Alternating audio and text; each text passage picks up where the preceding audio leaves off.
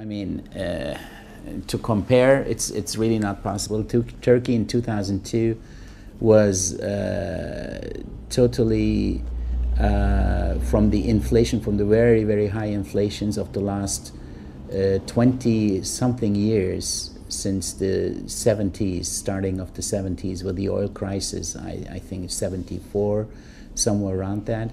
These 25 years, very, very high inflationary, made the country go totally out of the middle class. So we had a very, very few upper classes and then nothing.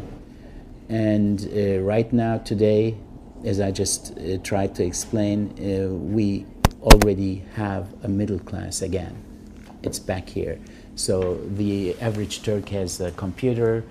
Everybody has 1 point something of those things here. And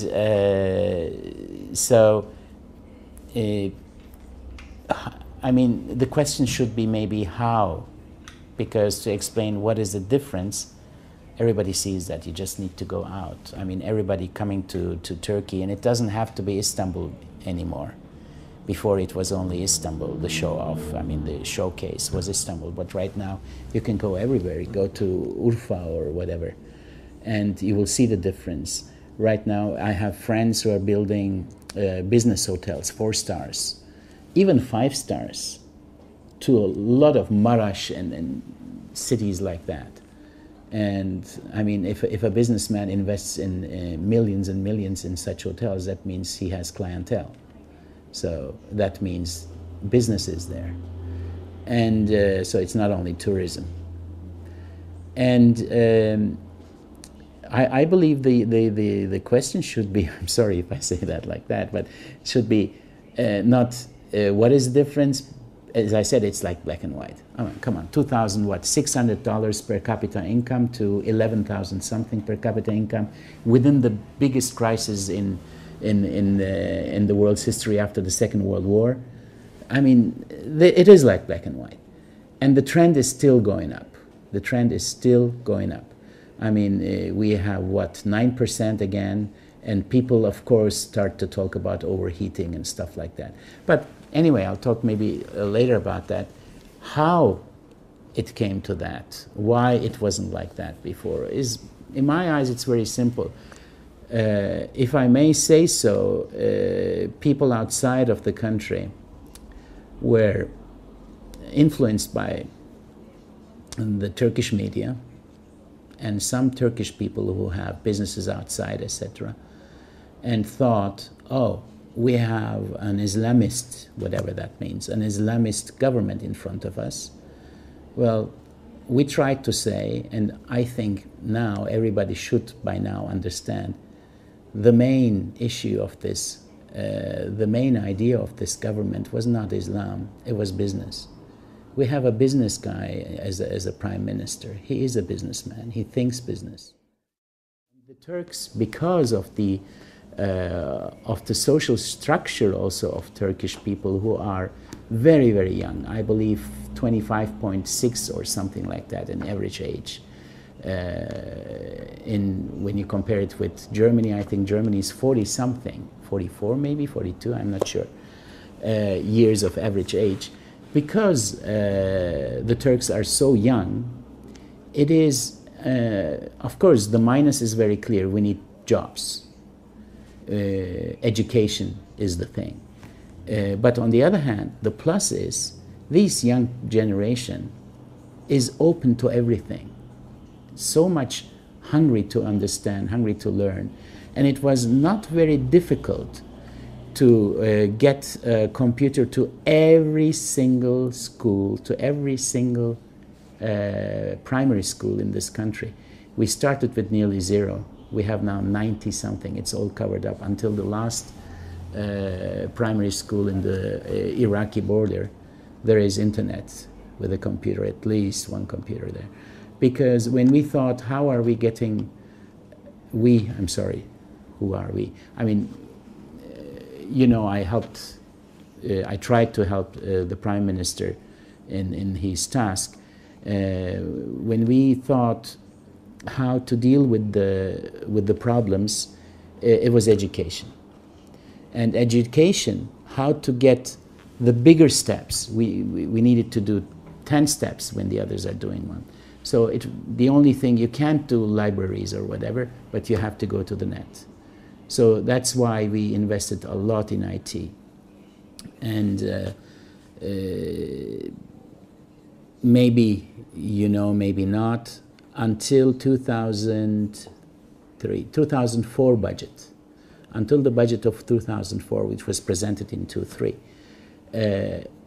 It was since the beginning of the Republic, 1923, all the budget. Number one was, of course, the so-called defense, military budget. And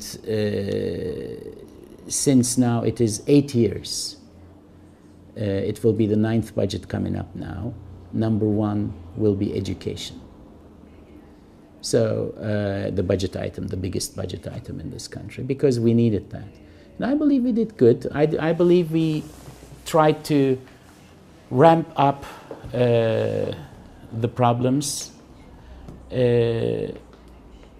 Of course, with the money coming in, with the people getting more educated, our growth in population goes also down. The hardest to implement is to crack the bureaucracy. By the way, still today, it is still the hardest thing. Because bureaucrats, especially in those days, but even a lot today even, are they don't want to let the power loose.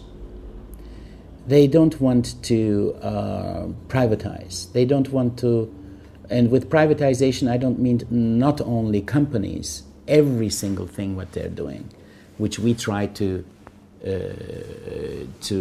give to the people, back to the people.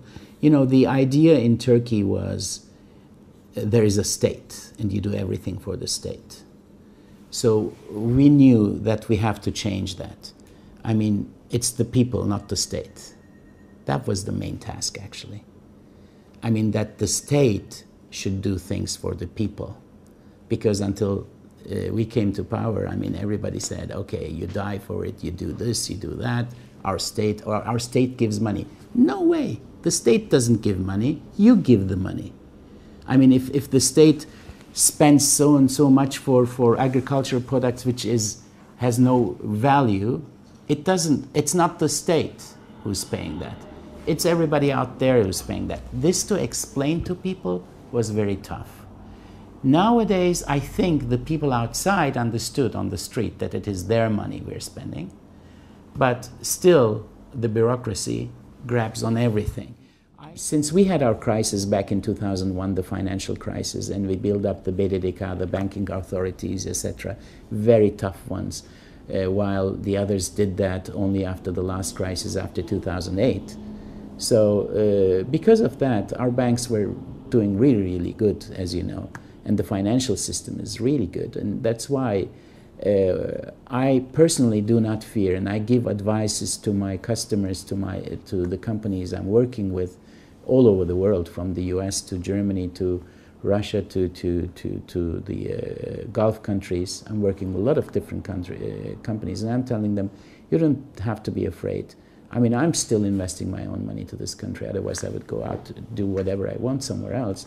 But I still invest here in this country because the only risk which I see is because of the very quick growth.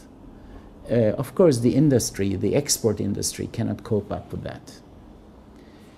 Consumption is much quicker. You are getting very quick. This young population is getting very quick. They like to consume very quick. And while the industry, the opening of the markets, especially in crisis time all over the world, is not that quick. So the gap is very big, and between exports and imports. And of course we have other stuff like tourism and this and that, but it's not enough. We have to get foreign direct investments. And as I tried to say in the beginning, what I see from my own companies I'm working with, the word is out. It's Turkey to go. I mean, I'm not exaggerating. They want to invest in this country from all over the world. So with that, I think we need, until this word is out, until after the word is out, people see it, they digest it, and then they look at it, and then they invest really. It's 5, 6, 7, 8 years. And sometimes when they start to invest, it's going already the other way down. But anyways, so now it's time, I think, we need a few years more, this stability in Turkey, and they will come. My company, the main company I'm working with, for an example, is ready to invest billions and billions if I can bring them the right projects. And with this, I think we can overcome this FDI problem. Because the word is out. With that I meant, it's not only what a few rating institutes are saying about Turkey, it is what they really see about Turkey, what they hear and see themselves about Turkey. Because as I told you, I mean, the ratings does not reflect the real thing here in Turkey, what's going on. And that's why it happened, it did come quite late. But on the other hand, we are getting a lot of FDIs.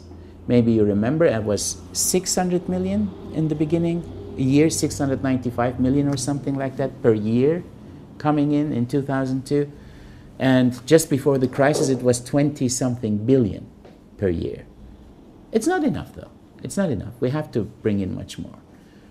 I mean, right now I'm after a project where only one company wants to invest 2.5 billion, and not in energy. I mean, normal industrial projects. Right after the election, I think it was the 10th day after election, we started our journeys to all the European capitals, and even 3rd of December, even to Washington. And the main idea was, again, like we did with my small group in economy, it was like a roadshow of the government. We had our foreign minister with us. Yaşar Yakış was foreign minister back then. And we went with the prime minister. He was party leader. But everybody knew he was the guy. So we went with him, I believe, to every single European capital. I think we did 17 or something. In those years, we didn't have 20-something. And I remember doing 3 capitals a day sometimes. And somewhere breakfast, somewhere lunch, somewhere dinner. And we tried to explain ourselves that we are not the ones they think we are.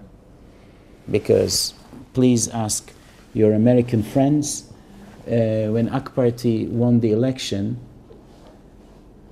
a long time the American ambassador didn't come to congratulate us. It took a long time until he came to the party. So there must be quite confusion there of what kind of people we were back then. And we tried to explain that we have economical policies are totally liberal, and foreign policies, we made our aim to join the EU. Because, very simple, because what else could we tell our people? Because our young generation had to have a direction, and the leader had to show them where to go. What is the aim? Where you're heading to? We could go, it was clear that Russia would be a next very interesting partner, Iran, Russia, that direction. We could do what our big brothers wanted to from us, you know, in those years, Egypt, Israel, US, you know, Egypt, Israel, Turkey would be wonderful for them, of course.